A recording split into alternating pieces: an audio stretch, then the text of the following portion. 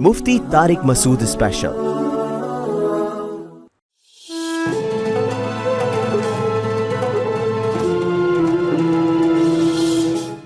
आऊज़ु बिल्लाहि मिनश शैतानिर रजीम बिस्मिल्लाहिर रहमानिर रहीम। अस्सलामु अलैकुम ख़वातीन व हज़रात। प्रोग्राम रमज़ान करीम मुफ्ती तारिक मसूद साहब के साथ मैं आपका मेज़बान आसिफ़ इकबाल आपको खुशामदीद कहता हूँ। आज का जो टॉपिक है वो बहुत ही इम्पोर्टेंट और बहुत ही अहम है, रोज़े की अहमियत और फ़जीलत, जिसमें हम अपने मोअज़्ज़ज़ मेहमानों का आपसे तारुफ़ करवाते हैं। हमारे साथ तशरीफ़ फरमा हैं अज़मान हमीद, जो मारूफ़ शख्सियत हैं, बिज़नेसमैन हैं और समाजी काम करते हैं, और इसके साथ साथ इस प्रोग्राम की जान हर दिल अज़ीज़ मुफ्ती तारिक मसूद साहब। आप दोनों को मेरा सलाम। वालेकुम सलाम। तो मुफ्ती साहब क्या हाल चाल है? अल्हम्दुलिल्लाह। कैसा चल रहा है? अल्लाह का शुक्र है, सब चल रहा है। मुफ्ती साहब, आज जो हमारा टॉपिक है वो है रोज़े की अहमियत और फ़जीलत। जी। तो इस टॉपिक पे बहुत कुछ है बोलने के लिए, और रमज़ान भी है, तो क्या ही अच्छा हो कि हम इसको जो स्टार्ट करें वो इस तरह कर लें कि रोज़े की जो अहमियत और फ़जीलत है वो कुरान और उसके बाद एक हदीस के ज़ुमरे में हम बयान कर दें कि किस तरह से हम इसको जो है मैनेज करेंगे और इस रमज़ान में हम बहुत अच्छे तरीके से अपने रोज़े को गुजार सकें। बिस्मिल्लाहिर्रहमानिर्रहीम। देखें, रोज़े की फ़जीलत सबसे पहले तो कुरान से साबित है। अऊज़ु बिल्लाहि मिनश शैतानिर रजीम, बिस्मिल्लाहिर्रहमानिर्रहीम। या अय्युहल्लज़ीना आमनू कुतिबा अलैकुमुस्सियाम कमा कुतिबा अलल्लज़ीना मिन क़ब्लिकुम लअल्लकुम तत्तक़ून। ऐ ईमान वालो, तुम पर रोज़े फ़र्ज़ किए गए हैं जैसे तुमसे पहली उम्मतों पे फ़र्ज़ किए गए थे, ताकि तुम्हारे अंदर तक़वा पैदा हो जाए।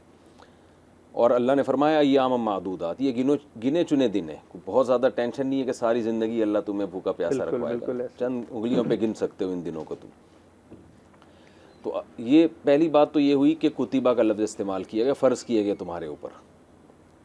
और आगे इरशाद है शहरु रमज़ान अल्लज़ी उन्ज़िल फ़ीहिल क़ुरआनु हुदल लिन्नास, कि ये रमज़ान का महीना है जो लोगों के लिए हिदायत का ज़रिया है। फ़मन शहीद मिनकुमुश शहरा फ़लयसुम, जो रमज़ान का महीना पाएगा उस पर भी लाजिम है कि वो रोज़ा रखे। तो कुरान ने इस हुक्म को बहुत ही वाज़ेह अंदाज़ में बयान किया। हदीस इस बारे में और ज़्यादा वाज़ेह, आप सल्लल्लाहु अलैहि वसल्लम ने इस्लाम के 5 अरकान में से एक रुकन रमज़ान के रोज़ों को करार दिया। इस्लाम का एक प्रॉपर रुकन है ये। रुकन कहते हैं कि उसके बग़ैर एक चीज़ वजूद में ही नहीं आती।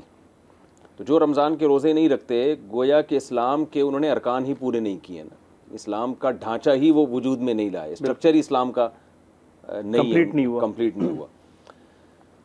और नबी सल्लल्लाहु अलैहि वसल्लम ने जो रोज़ों की फ़जीलत बयान की, आप सल्लल्लाहु अलैहि वसल्लम ने फरमाया मन साम रमज़ान ईमानन वहतिसाबन गुफ़िर लहू मा तक़द्दम मिन ज़ंबिही औ कमा क़ाल सल्लल्लाहु अलैहि वसल्लम।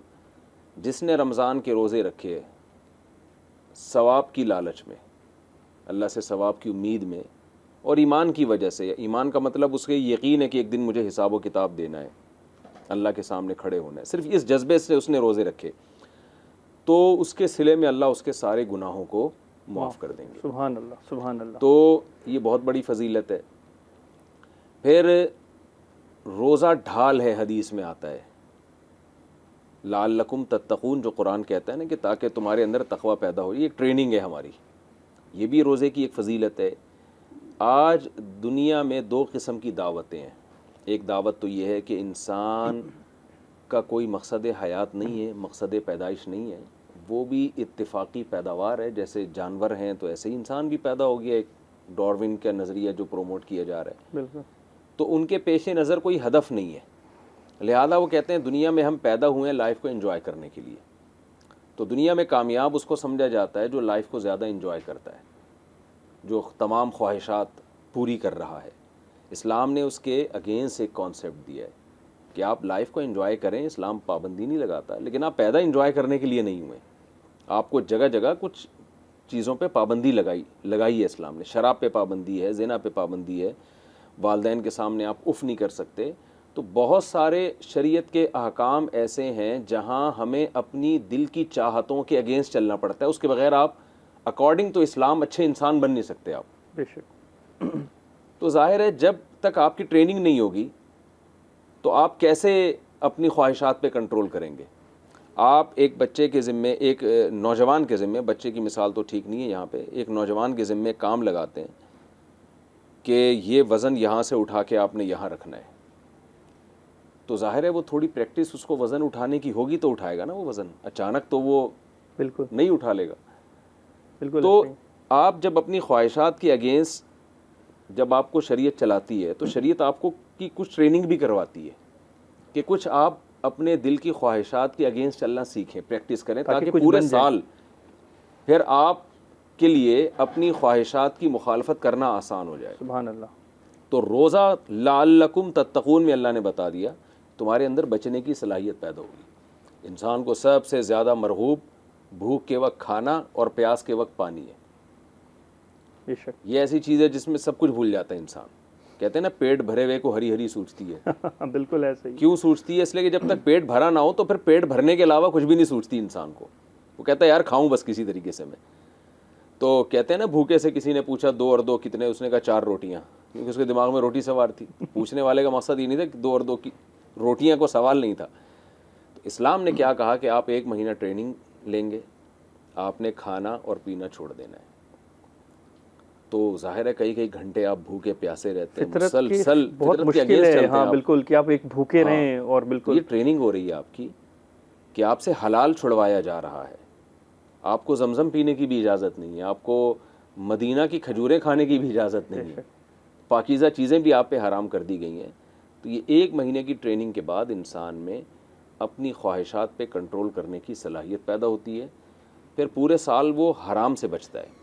हलाल भी छुड़वा दिया तो हराम से बचना उसके लिए आसान हो जाता है। ये इसकी फ़जीलत है और ये इसकी हिकमत है जो अल्लाह ने कुरान मजीद में बयान की है। सुभान अल्लाह। मुफ्ती साहब जज़ाकल्लाह।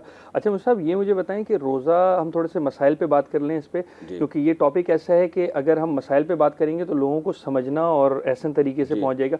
रोज़ा कितनी साल की उम्र में बच्चे पे फ़र्ज़ हो जाता है, और अगर वो उस एज में फ़र्ज़ हो गया लेकिन उसकी सेहत उसको गवारा नहीं कर रही तो क्या लाजमन है कि वो रखे? देखिए जी, तो इसको आप पहले एक्सप्लेन करें फिर आगे सवाल लेते हैं।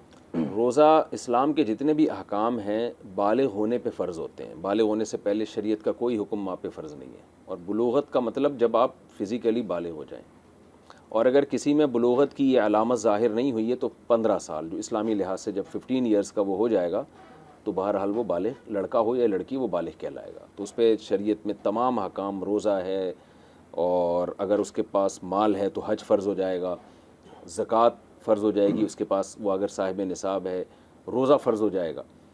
तो इस उम्र में रोज़ा बहरहाल फ़र्ज़ हो जाता है, उसमें आपको छोड़ने की इजाज़त नहीं है सिवाय 2 सूरतों के। एक तो ये कि रोज़ा रखने से आपको गालिब अंदेशा हो कि आप बीमार हो जाएंगे, तो उसमें उम्र की कोई क़ैद नहीं है। कोई किसी भी उम्र में बीमारी का अंदेशा हो कि मैंने, अगर जैसे शुगर का पेशेंट है, रोज़े में उनकी शुगर बहुत डाउन होने का ख़तरा होता है, या और कोई बीमारी है, मेडिसिन ले रहे हैं आप, ज़ाहिर है रोज़ा रख के आप दवा नहीं खा सकते, और डॉक्टर ने आपको कहा है कि ये प्रॉपर आपको खानी पड़ेगी, इस मेडिसिन में आप नागा नहीं कर सकते।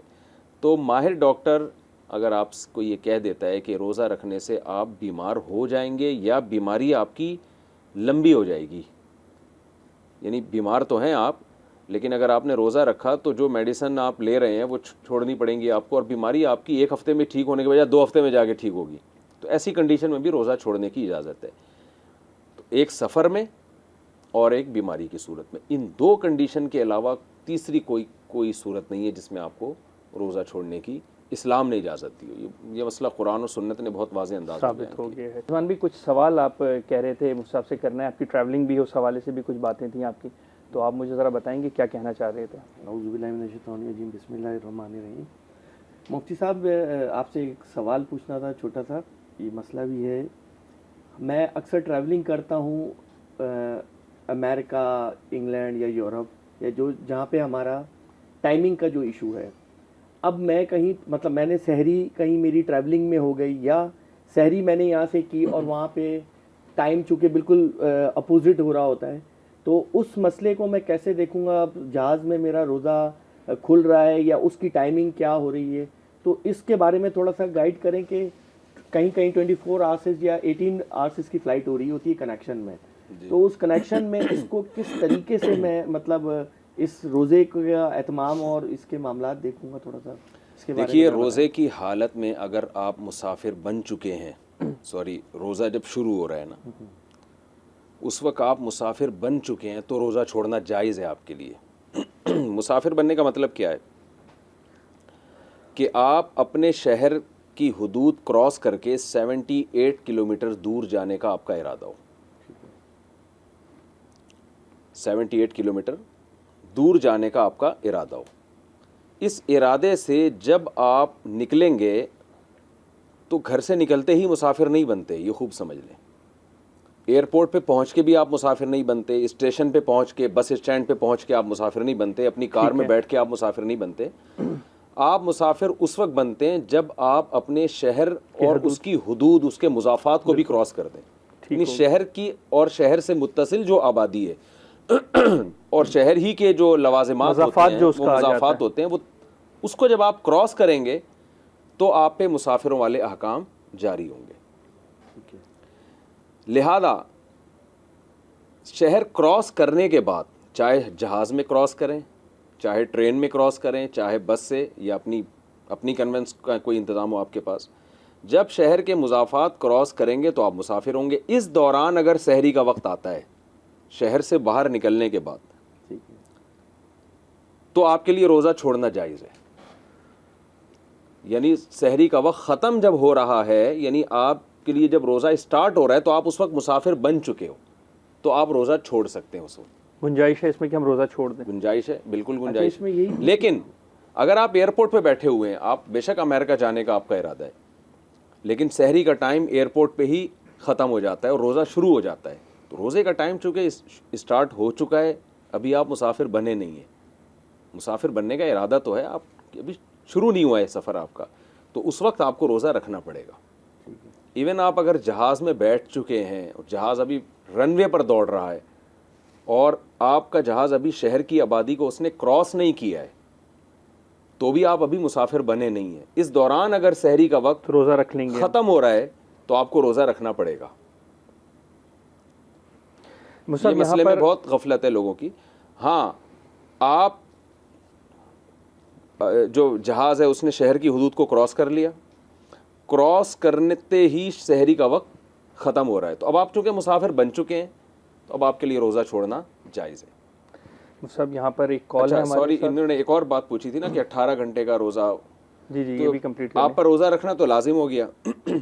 अब अगर जहाज़ सफ़र कर रहा है, वो 18 घंटे भी करता है, 19 घंटे भी करता है, तो इससे कोई फ़र्क नहीं पड़ता। इसका ताल्लुक़ है फिर आपकी बीमारी या सेहत से।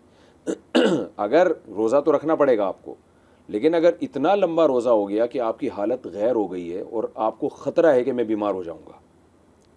एक नॉर्मल जवान आदमी को तो ख़तरा नहीं होता, वो तो 24 घंटे भी रह सकता है भूखा, लेकिन आपको ख़तरा है कि मैं बीमार हो जाऊँगा, शुगर लेवल इतना गिर जाएगा या बेहोशी का ख़तरा हो, तो वो चाहे सफ़र में हो या ना हो, बीमार होने की सूरत में आपके लिए रोज़ा तोड़ना जायज़ है। ठीक है, एक छोटा वो तोड़ेंगे, आप छोड़ेंगे। टेलीफोन कॉल है, मिसेस नवीद हैं, तो ये टेलीफोन कॉल पे हैं। अस्सलाम वालेकुम। वालेकुम अस्सलाम जी, मौलाना साहब से एक सवाल करना चाहूँगी, बात करवाएं प्लीज। जी मौलाना साहब बिल्कुल हमारे साथ हैं, आप बात करें। जी, एक तो अस्सलाम वालेकुम मौलाना साहब। वालेकुम अस्सलाम जी। एक तो मुझे बड़ी खुशी हो रही है, आपसे मेरी बात हो रही है, तो बहुत शुक्रिया टीवी वन का जो आपसे हमारी बात करवा रहे हैं और हमारे सवालों के जवाब। मुझे आपसे एक सवाल करना था। जी जी, पूछें आप अपना सवाल। जी, ये जो मखसूस अयाम में औरतों के रोजे छूट जाते हैं जी, की अदायगी के लिए कोई वक्त मुकर्रर है कि उनकी अदायगी फिर बाद में की जाए? और शवाल के जो 6 रोजे होते हैं, नफली रोजे, जी, इनके रखने के बाद ये अलग से रखने पड़ेंगे या ये उसमें शामिल हो सकते हैं, काउंट हो सकते हैं उन रोजों में जो मखसूस अयाम में रोजे हमारे रमजान के छूट जाते हैं?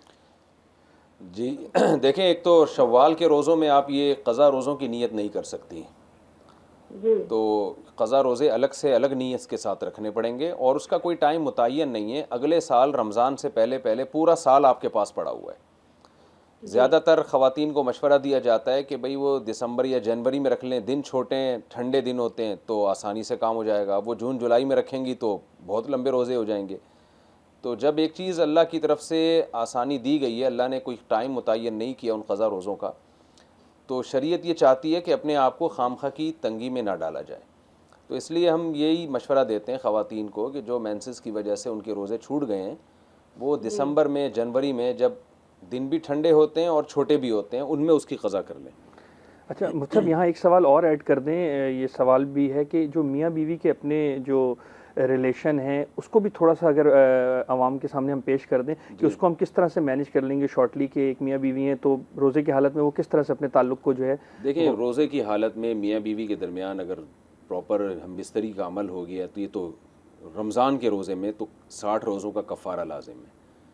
ये तो बहुत बड़ा जुर्म है, रोज़े की हालत में नहीं हो सकता ये। ठीक हो गया। अलबत्ता जो है वो अगर हम बिस्तरी ना हो तो फिर उसमें कोई हरज नहीं है, मियाँ बीवी आपस में ताल्लुक़ कायम कर सकते हैं, लेकिन ऐसा कर लेना कि उससे कफ़ारा लाजिम हो जाएगा, प्रॉपर जो मियाँ बीवी का रिलेशन होता है, तो वो उसकी मैं ज़्यादा डिटेल में बयान नहीं कर सकता अभी। ये तो ज़ाहिर है कुछ मसाइल हया के ख़िलाफ़ होते हैं जो इस तरह ओपनली बयान नहीं किए जाते।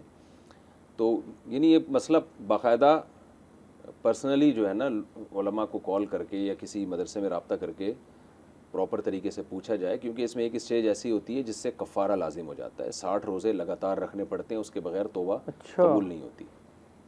जी। अच्छा, कुछ इसमें मोहताजों को खाना भी शायद खिलाना होता है? नहीं, वो उनके लिए जो बूढ़े हो चुके हों, जिनमें रोज़ा रखने की ताकत ही ख़त्म हो चुकी हो।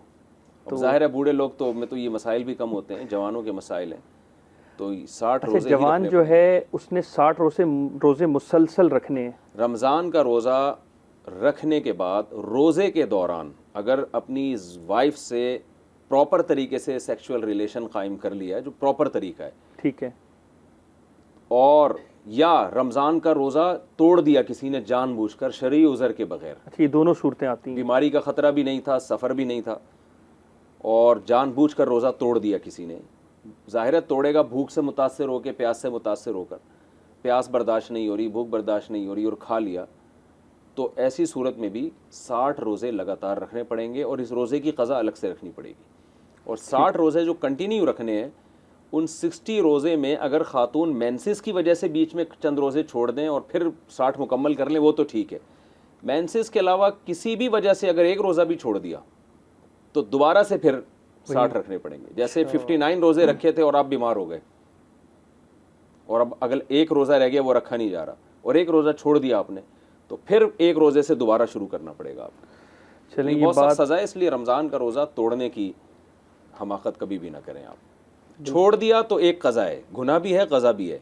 तोड़ दिया तो फिर बहुत बड़ी पेनल्टी है इस्लाम में कि उसमें फिर आपको 60 रोज़ों का कफ़ारा देना पड़ेगा। और जो बूढ़े लोग हैं जो 60 कंटिन्यू नहीं रख सकते, देखें अगर आप बीमार हैं, बीमारी की वजह से 60 नहीं रख सकते, तो सेहत का इंतज़ार किया जाएगा कि जब आप सेहतमंद हो जाएं फिर रखें। गर्मियों में नहीं रख सकते आप, पर सर्दियों में रखने पड़ेंगे आपको। लेकिन अगर ऐसे बूढ़े हो चुके हैं कि आप ज़िंदगी में नाउम्मीद हो चुके हैं कि ना सर्दियों में रखने का कि आप में ताकत है ना गर्मियों में, तो फिर है 60 गरीबों को 2 टाइम का खाना खिला दें। ये मैं इसलिए कह रहा हूँ कि बाद जवान लोग आते हैं, वो ये पूछ रहे होते हैं कि यार मैं नहीं रख सकता 60 रोज़े, मैं खाना खिला दूंगा, तो ये जवान आदमी के लिए सही। ठीक है मुफ्ती साहब, कुछ चीज़ें आप क्विकली आवाम को ये बता दें और हमारे नाजरीन को कि रोज़ा किन किन बातों पे टूट जाता है, कौन कौन सी ऐसी चीज़ें हैं जिससे दूर रहा जाए, तो एक आम जो हम गलती कर दें और रोज़ा टूट जाए और हमें पता भी ना हो, तो इस तरह की कोई अगर मसाइल हैं तो उसको आप अगर थोड़ा सा ब्रीफ कर दें। देखिए, कुछ चीज़ें ऐसी हैं जिनसे रोज़ा टूटता है लेकिन लोग समझते हैं नहीं टूटता, कुछ चीज़ें ऐसी हैं जिनसे नहीं टूटता लेकिन लोग समझते हैं कि टूट जाता है। अच्छा। तो ये तो सबको पता है, खाने पीने से रोज़ा टूट जाता है, सिगरेट पीने से रोज़ा टूट जाता है, ये तो सबको मालूम है। उल्टी से रोज़ा नहीं टूटता सिवाय चंद सूरतों के। लोग जब भी उल्टी होती है लोग समझते हैं बिल्कुल अजम्पशन यही होती है, ऐसा नहीं है। आप सहरी के बाद उल्टी अगर हो गई तो उसको ज़्यादा टेंशन न लें आप। उल्टी से रोज़ा इस सूरत में टूटता है कि आपने जानबूझकर अपने हाथ से खुद उल्टी की हो आपने, और उल्टी भी मुंह भर के हुई हो। आपने हलक में उंगली डाल के उल्टी कर ली और उल्टी भी मुंह भर के। मुंह भरने का मतलब ये कि इतना मुंह भर गया हो कि आपके लिए रोकना उसको मुश्किल हो रहा उल्टी को, इतनी भर के हो।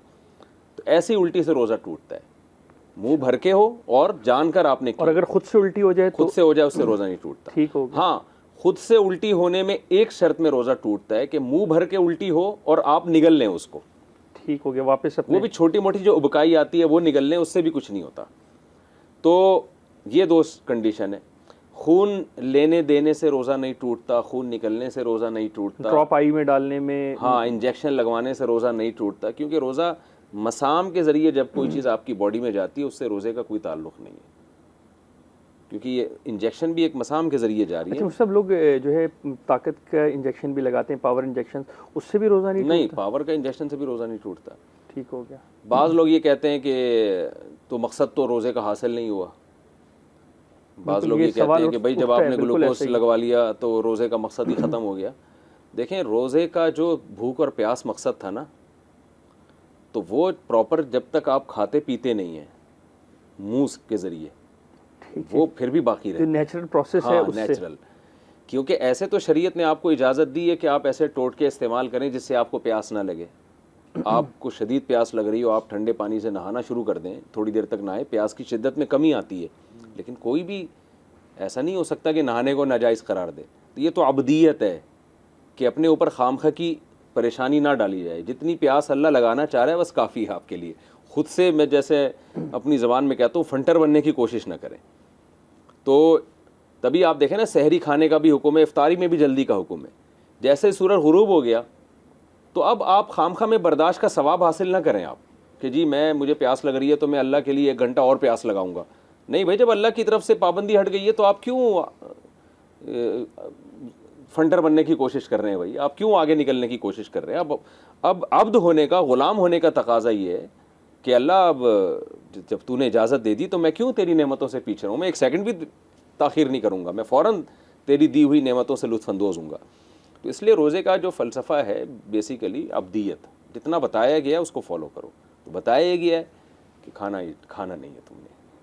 अच्छा मुझे थोड़ा सा ये बताएं कि आपको क्या पसंद है रोज़े के इफ्तार करते हुए? मुझे तो पकौड़े बहुत पसंद हैं। पकौड़े बहुत पसंद हैं। चटनी के साथ, पुदीने और लहसुन की चटनी हो, अच्छा, और पकौड़े हो, ख़ानदानी किस्म के बने हुए हों, बहुत मज़ा आता है। अच्छा सब एक सवाल है, भी हो उसमें हरी मिर्च। अच्छा, हरी मिर्ची हो, चलें गुड हो गया। तो ख़ानदानी ये इसके ज़ुमरे में आ जाता है कि बड़ा स्टाइलिश किस्म का वो है।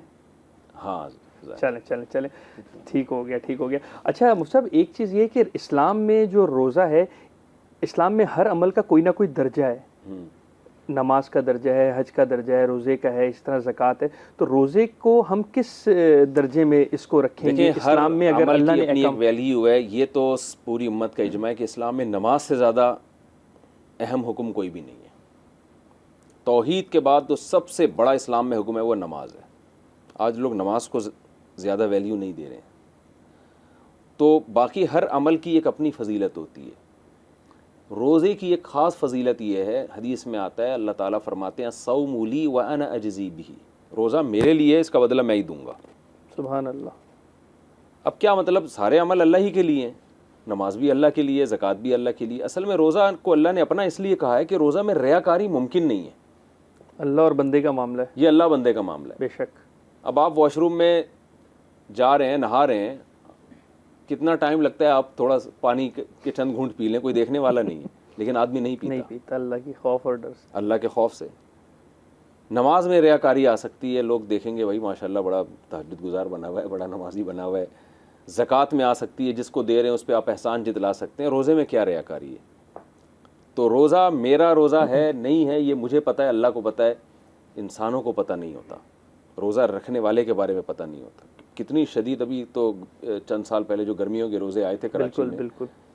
तो आप खुद सोचें कि आप जब जाते थे नहाने के लिए तो कितना दिल करता था यार थोड़ा सा पानी हम पी लें, लेकिन नहीं पीते लोग। तो ये अल्लाह और बंदे का मामला है। तो ये फजीलत है, ये रोज़े के अलावा किसी और इबादत सब रोज़े के दौरान जो बहुत ज़्यादा सख्त मजदूरी करने वाले मजदूर होते हैं, और दूसरा ये कि क्या नाम है, उनके घर पे हालात भी इस तरह के नहीं होते कि अगर वो मजदूरी ना करें तो उनका घर भी नहीं चल सकता। तो इस सूरत में क्या रोज़ा छोड़ दें, वो उसकी कज़ा बाद में कर लें?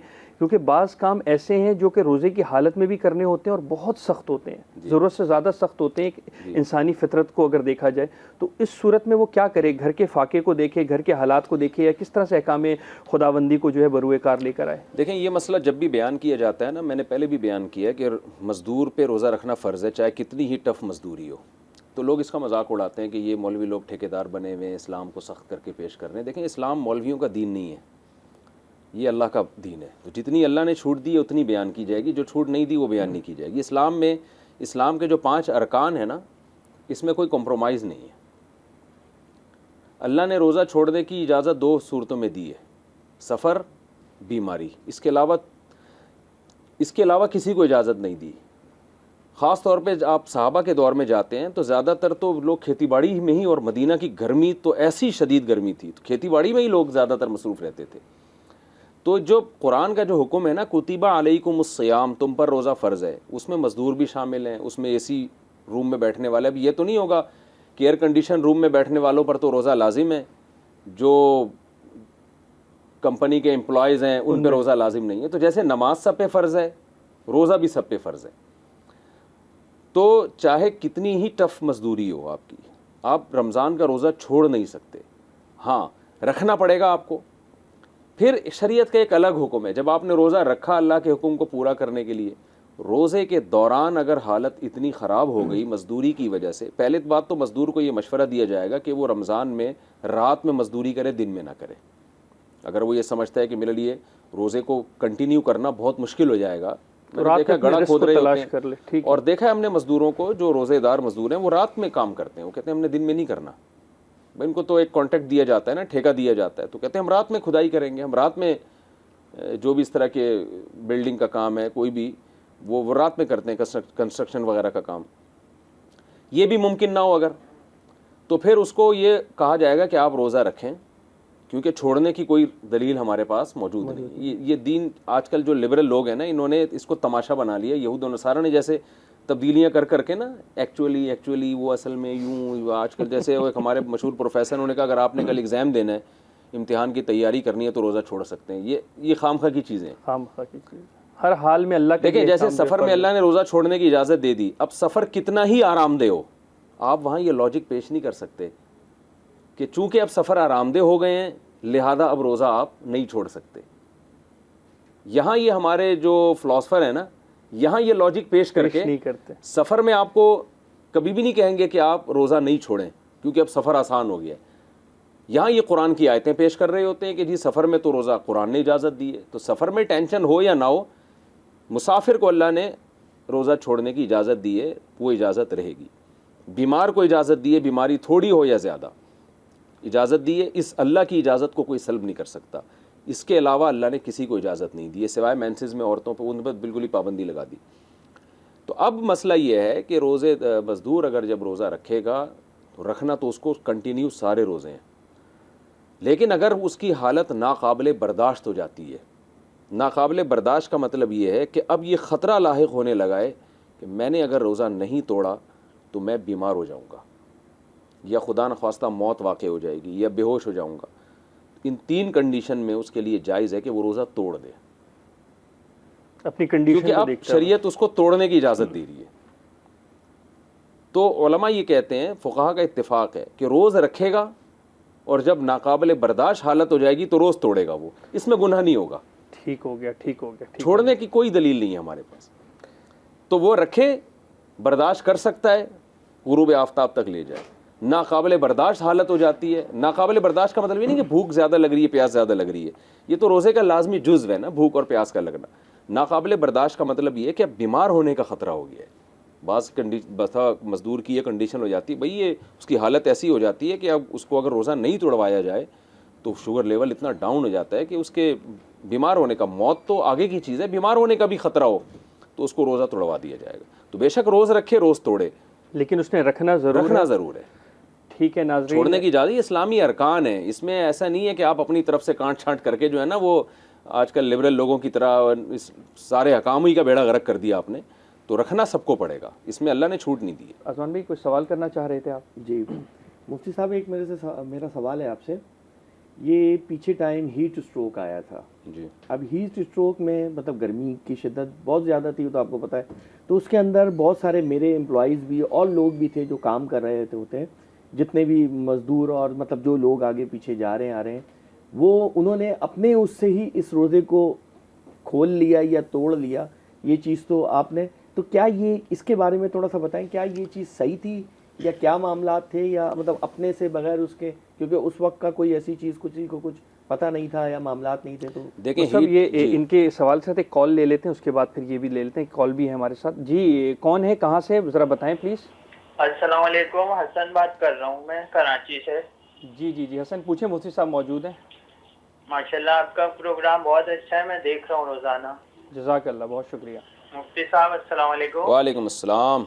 मुफ्ती साहब मैं अगर सफ़र पे जा रहा हूँ एक शहर से दूसरे शहर जी और मुझे पता है कि मैं वहाँ 10 दिन 15 दिन से ज़्यादा रुकूंगा, जी। तो क्या मेरे रोज़े छूटेंगे या मैं पूरे रोज़े रखूँ? देखें, अगर आप सफ़र पे जा रहे हैं और 78 किलोमीटर से दूर जा रहे हैं जी तो रास्ते में तो रास्ते में अगर सहरी का वक्त आता है जी और सहरी का वक्त ख़त्म होता है रास्ते में, जी तो आप रोज़ा छोड़ सकते हैं चूँकि आप मुसाफिर हैं। लेकिन किसी शहर में आपने 15 दिन के स्टे का इरादा कर लिया वहाँ पहुँचने के बाद, जी तो फिर वहाँ आप रोज़ा नहीं छोड़ सकते, क्योंकि आप जब किसी शहर में स्टे करते हैं 15 दिन के लिए या उससे ज़्यादा, यानी इस नीयत के साथ ठहरते हैं, तो फिर आप मुसाफिर रहते नहीं हैं। अलबत्ता वो शहर ऐसा है कि जहाँ आपका घर है, आप अपनी वाइफ के साथ रहते हैं, तो फिर बेशक एक दिन के लिए भी जाएंगे आप मुकीम ही कहलाएंगे, आप मुसाफिर नहीं कहलाएंगे। अपने घर में या अपने शहर में इंसान मुसाफिर नहीं होता। नहीं, मुझे दूसरे शहर जाना है, जैसे यहाँ से हैदराबाद जाना है। हैदराबाद तो मैं 2 घंटे में पहुँच जाऊँगा, जी। 2.5 घंटे में। जी जी। तो फिर मैं वहाँ पे मुझे पता है कि 20 दिन का काम है, तो मैं बस क्या आप उधर 15 दिन पूरे से ज़्यादा ठहरने की नीयत कर रहे हैं वहाँ पे, तो आप फिर जी, हैदराबाद में पूरे रोज़े रखेंगे, रोज़ा छोड़ने की इजाज़त नहीं होगी ठीक है आप। भाई, जज़ाकल्लाह जज़ाकल्लाह। अच्छा, हीट स्ट्रोक से हीट मुतालिक स्ट्रोक जो के इनका लिए सवाल अज़मान था भाई ने कि एक सवाल कराची किया में चंद साल पहले ऐसा हुआ और मुझे याद है मैंने जुम्मे की नमाज़ पढ़ाई थी, 1-1.5 घंटा बयान किया था, तो मेरी भी हालत गैर हो गई थी उसमें। देखिए, इंसान को पता होता है भूख और प्यास की शिद्दत की वजह से रोज़ा तोड़ने की इजाज़त नहीं है। सख्त भूख लग रही है, बहुत सख्त प्यास लग रही है, ये शरई उज़र नहीं है, ये तो रोज़े का हिस्सा है। शदीद भूख और शदीद प्यास, सहाबा के तो रोज़े होते थे वो तो बहुत ही गैर हालत हो जाया करती थी उनकी। अगर आप ये समझ रहे हैं कि मेरी हालत ऐसी हो गई है कि मैं मरने लगा हूँ या बीमार होने लगा हूँ, तो फिर आप रोज़ा तोड़ सकते हैं। तो आपके एम्प्लॉयज़ जिन्होंने रोज़े खुद से तोड़े, अब वो अपनी हालत खुद बेहतर जानते हैं कि ऐसी हालत हो गई है, एक तो ना बर्दाश्त नहीं हो रहा, ये कोई उज़र नहीं है, ये तो रोज़े का हिस्सा है ना। किसी को रोज़ा कम लगता है, किसी को ज़्यादा लगता है। बिल्कुल गर्मियों में हमेशा रोज़े ज़्यादा ही लगते हैं, सर्दियों में रोज़े ठंडे होते हैं। ये तो रोज़े का एक हिस्सा है कि गर्म इलाकों के रोज़े सख्त होते हैं, दिन लंबे होते हैं, रेगिस्तानों के रोज़े और सख्त होते हैं, और थर के रोज़े बहुत सख्त होते हैं। तो सऊदीया के रोज़े और नॉर्वे के रोज़ों में फ़र्क होगा, कहीं का रोज़ा लंबा होता है, कहीं का रोज़ा छोटा होता है। ये वो बेसिस नहीं है जिन पर रोज़ा तोड़ा जा सकता है। तो किसी एम्प्लॉय ने अगर ये समझा कि मैंने रोज़ा नहीं तोड़ा तो मैं मर जाऊँगा या बेहोश होने लगूँगा, तो रोज़ा तोड़ना जायज़, बल्कि लाजिम है ऐसी सूरत में। अच्छा साहब, यहाँ पर एक चीज़ ऐड ऑन भी कर लें हम अगर, तो बहुत अच्छा हो जाएगा कि बाज़ लोग बेहोश हुए, वो हॉस्पिटल गए या घर पे गिरे और उनके घर वालों ने या किसी ने पानी पिला दिया, लेकिन जब वो उठे तो उन्होंने इंटेंशनली खुद पानी नहीं पिया, किसी ने पिलाया उनको होश में लाने। बेहोश हो रहे हैं फिर तो पानी पिलाना लाजमी है नहीं ना। तो फिर ऐसी उठने के बाद या उनके होश में आने के बाद क्या रोज़ा बरकरार रहेगा? नहीं, रोज़ा तो टूट गया, वो बाद में कज़ा करें, लेकिन गुनाह नहीं होगा। तो मैंने खुद तोड़वाए हैं रोज़े। बाज़ लोगों की मैंने कंडीशन देखी कि ये मर जाएगा जो इसकी हालत हो रही है, तो हमने खुद ज़बरदस्ती, वो सूफ़ी बने हुए थे कि नीचे हमने नहीं तोड़ना, ऐसी सूरत में जान बचाना फ़र्ज़ है, तो उसको रोज़ा ज़बरदस्ती तोड़वाया जाएगा। ठीक है, जज़ाकल्लाह। जी अज़मान भाई, कोई कपकपी तारी हो रही है बॉडी में, इस टाइप की कंडीशन बाद लोगों की हो जाती है, भूख प्यास की शिद्दत में ना कपकपी तारी हो रही है, ये बीमारी की अलामतें हैं। तो ये तो डॉक्टर बता सकते हैं ना अलामतें क्या है। तो प्रेशर लो हो रहा है, कोई हाँ, कोई ऐसी कंडीशन हो रही है, ठीक हो गया। तो मेरा मकसद ये है कि दोनों चीज़ों में फ़र्क करना चाहिए। एक है भूख और प्यास की शिद्दत, जब तक बहुत भूख लग रही है, बहुत प्यास लग रही है, ये कोई उज़र नहीं है। ठीक हो गया। जो भी रोज़ा तोड़ता है, ज़ाहिर है भूख और प्यास बर्दाश्त नहीं होती तभी तो तोड़ता है ना, ये उज़र नहीं है, इसमें तो बर्दाश्त करना है। एक है बीमारी, एबनॉर्मेलिटी हो रही है बॉडी में कोई, तो एबनॉर्मेलिटी की सूरत में रोज़ा तोड़वाया जाएगा। अब जो है इस पूरे इवेंट का, पूरे प्रोग्राम का सबसे ज़बरदस्त किस्म का जो सेगमेंट है वो आ चुका है, और उसमें मैं अगर मुफ्ती साहब की इजाज़त हो तो एक छोटा सा जो है ना सवाल अपनी तरफ से ऐड करूँगा, अगर आप देना चाहें। रोज़े हैं, आप अफ्तारी भी करते होंगे और सहरी भी करते होंगे, तो आज के पैगाम के साथ ये भी बता दें कि किस तरह से आप अपनी तीनों शादियों के घरों को मैनेज करते हैं, सहरी किस तरह से मैनेज होती है और अफ्तारियाँ कैसे मैनेज होती है। शायद हम भी कोई सबक सीख जाएं, कोई हिम्मत पकड़ लें। बस देखें, जिस घर की बारी है तो वहीं सहरी भी वहीं है, ठीक है ना, इफ्तारी भी वहीं है। तो बारियाँ होती हैं ना, आज इस घर में, फिर अगले दिन उस घर में, अगले दिन उस घर में, तो रातों की बारियाँ लगती हैं। तो रात जहाँ गुजरेगी तो सहरी भी वहीं होगी ना, तो उसी ज़ौजा का नंबर है सहरी का, वहीं सहरी खानी है। ठीक हो गया, ज़बरदस्त। तो इफ्तारी में फिर ये कि अगला नंबर जिसका है तो वहाँ इफ्तारी, लेकिन ये कोई ऐसा लाजमी नहीं है।